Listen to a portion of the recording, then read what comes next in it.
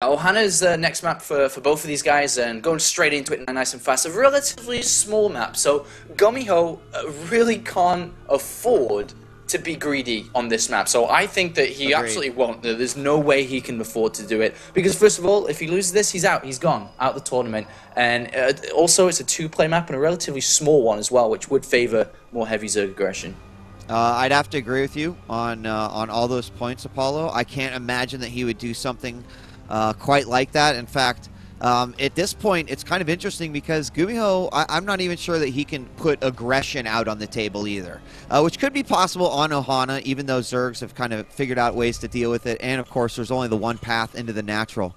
But at this point, when your tournament's on the line and you're going for not only the points but, you know, a possible walk-on to the tournament, that is a big deal. And so I expect him to play fairly straight up. I guess we didn't introduce our players here, but in the southeast position as the Red Terran. Losing game number 1, it is Gumiho. And in the northwest position as the Blue Zerg, it is TSL.Shine. And like you said, yeah, there's a lot of points on the line, not just the option to win it all. So this is a very important game for both of these guys. More so Gumiho, of course, here. And I don't know, man, he's got to play so carefully, tiptoeing across the map wherever he does, every decision that he takes as well. And, you know, there's only one qualifier left after this. You know, they do get the top 8, which is decent points already, but it's not enough to get into the actual top 6 overall point system for the entire of the Korean qualifiers. So these guys have to play their finest form. Yeah, I mean, it should be mentioned that we're getting down to the nitty-gritty. So at this point, you know, there will be some situations coming up where likely points will come into play. But with how hard these brackets are in the first place, it's so difficult in any way, shape, or form. So anyway, getting back into this game, Apollo, Gumiho did put his racks over here to the side. Of course, it is spotted by the drone, so he's going to know exactly what's going on here, and probably a little bit more what he expects. The Varix does get done. The first Marine's on its way out. Again, we have a similar opening here from Shine, which I feel like is going to be pretty flexible, and obviously in allowing him to move forward in a more economic build or go for something like he did in the last game. But the low ground CC is going up for Gumiho now, and I don't expect him to throw down a third so quickly. Yeah, he may go straight to double gas here. He may grab a third base, but then go double gas and just go really, really fast factories. The factory can still get out in time with 3 command centers, which is maybe what he's looking to do here, because he does have a lot of money banked up, but he absolutely cannot go double engineering base again unless he goes for like a double fake. No, I think you're right. No, it's going to be barracks, actually. Look. It will, okay. No. Yeah, so he's going to go like 3 barracks, which is a lot safer, of course. It's a more aggressive option as well, because he's going to have Marines out a lot faster rather than playing safe with engineering bays or tanks out early. He actually has a lot of aggressive mobility options here to move across the map. And SCV is going to get chased out by the 2 Zerglings. So there we have the 3 racks down, 4 total, having that one at the low ground with already the Marines coming out. No gases quite yet, but with that 3rd racks behind it, just that number of Marines can be pretty deadly. I imagine that scouting, we are going to have double refinery from Shine coming out here about the same time that he had it last time, with his 2 queens getting ready to, or no, he is going to do 4 queens this time. His first 2 already popped. So going with that more queen-heavy style, maybe expecting a more standard style of play out of Gumiho. Yeah, and I mean, right now, with double gases taken, the double gas is actually taken at the exact same time as previously.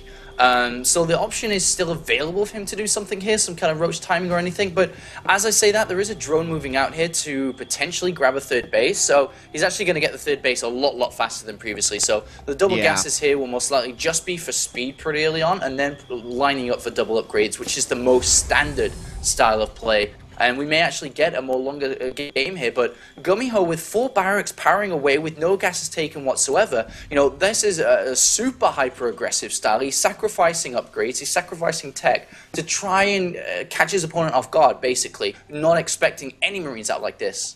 Yeah, and so far he's done a good job hiding it. He sent only 3 Marines up to the front to clear the Xel'Naga Tower, not really giving away the number of Marines he's dealing with, but he's got to be careful over here. He is going to skirt around the outside of that Xel'Naga vision that is held by Shine, and so far this is going to be a complete surprise attack. There is just the hatchery up here and one Zergling making his way around, but he could bunker up here. He could just go ahead and take it out. The Zergling is eventually going to find all these Marines, and here we do have another set of Marines going into the other tower, so he's completely clueless. He does not know this is coming at all. Yeah, and he loses one queen, will lose another as well, and the third base will have to get cancelled. This is a great start for Gumiho in this next game, and as long as that third gets cancelled, he's got 4 gases to fall back on, he's got 4 barracks as well, and he has a third command center. And as long as he doesn't get broken down on his wall, which may happen here, and I think that's what Shine's going to go for, the Baneliness has been thrown down. I think he's just going to say, screw it, I'm really far behind now because of that. I'm going to try and break him down, break his barracks down, because all his units are out in the middle of the map. Yeah, no, we do have the factory about halfway done right now. There is the third CC up. It's morphing. All the links have headed around the outskirts on the west side, and now the Marines are making their way back. Just the one bunker put out. That'll be good for denying some creep tumors and also that third, but at this point, he's got to deal with this potentially, and the Marines are spotted. Zergling's going in first around. He'll hug the wall to try to lower the amount of surface area that these links have, but frankly, they're just going to be too much. They overpower the Marines, and that is frankly one of those scary things that happens. I mean, I think that he knew, okay, well, my opponent's going to make a bunch of units, but now that these units stayed alive and he took out what could potentially do the defense of this, will he be able to hold on? This time he is going to throw up the 2 bunkers. He knows that it's coming. He's got the surface area to repair with his SCVs. Like, he might be able to hold off with what he's got, but that was still a pretty brutal loss. Yeah, he knows exactly what's coming because the bunker at the third base is still there. It sees there's no third base down, so he knows his opponent's about to come crashing through. He has 4 bunkers set up with SCVs on the barracks, like you said. This is actually unbreakable, and the thing is, a tank is on its way, and once that tank is out, this game is over. So unless he breaks this down immediately, it's game. It's game. Yeah, he is going to lose a few SCVs, but it's going to be so hard to actually get through this wall. Now the damage starting to come out with the Marauders thrown into the mix as well. And losing a couple of SCVs and forcing your opponent into all-in situation is actually not too shabby. So Gumiho looking to just stay alive. Here come the Banelings, and mass repair going on by the SCV. Banelings trying to get through. They're going to sneak through the little edge right there. Only a few do hit. Middle barracks looking bad. About half health, and one of the racks do fall, and in comes Shine. That tank is out. It does not have siege quite yet. It's about ready to finish, but the SCV's coming out. They could save one bunker at least for a little bit here. Apollo, Gumiho, he's going to obviously have lost a lot of SCVs, but I think he will hold on here.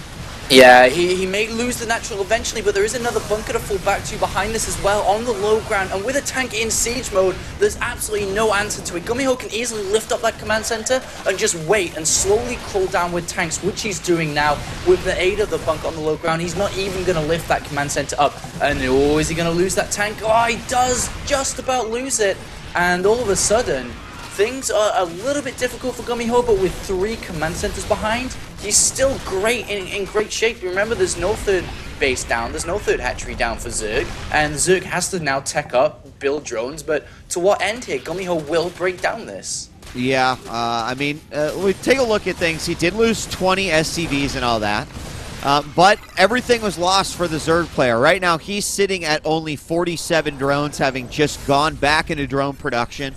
And even though Gumiho lost 20 SCVs, macroing that whole time is sitting very, very good. Now, I like this third base going down in the northwest corner here for Shine, knowing that he's been locked down on the bunker. It also is just one more area that his opponent has to check. In the meantime, we do have the double engineering bays up, and we do have just level 1 on the weapons there, and we have level 2 at least going to get started here.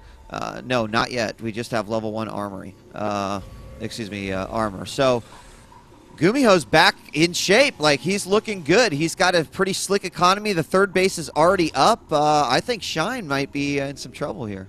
Yeah, I mean, Gumiho's absolutely got an advantage, but they can easily be broken down at any stage in the game here. Gumiho is moving up the left-hand side with this drop, and if he gets a cancellation on this third base, that is really big, and he drops down. All he has to do now is stay in with 2 Marauders in there. He should be able to bring it down in time. There's no units around whatsoever, and he's going to get the cancellation on the new third base.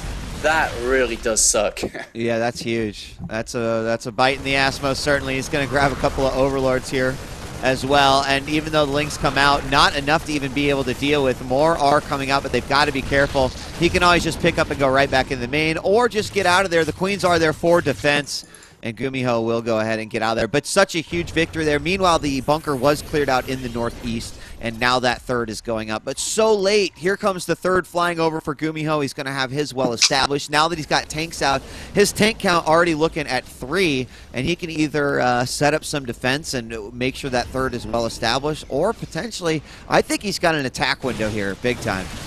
Yeah, absolutely. He knows his opponent is droning. He knows his opponent doesn't have that much gas. He's not going to have that many banelings, and he can throw away units, technically. As long as he doesn't lose an entire army for nothing, he can trade really, really well here. Or technically, he can trade cost ineffectively, but still be ahead because he has a better economy than his opponent. Because if you put it into perspective, a Zerg player would love to take a third base as the opponent is taking or setting up the natural, but Gumiho's setting up his third base. So Gumiho is quite so far ahead, and he's looking to, you know, set up siege tanks on the high ground. He can always step back to the tanks, but that means that he can really bait Shine towards him. Yeah, and here he is going to begin that process. His first little squad actually gets surrounded, and here come the Banelings, targeted down 1, 2, only 3 hit, and Shine knows there's no hope, and he GG's out of the game. That means we're 1-1 now, Apollo.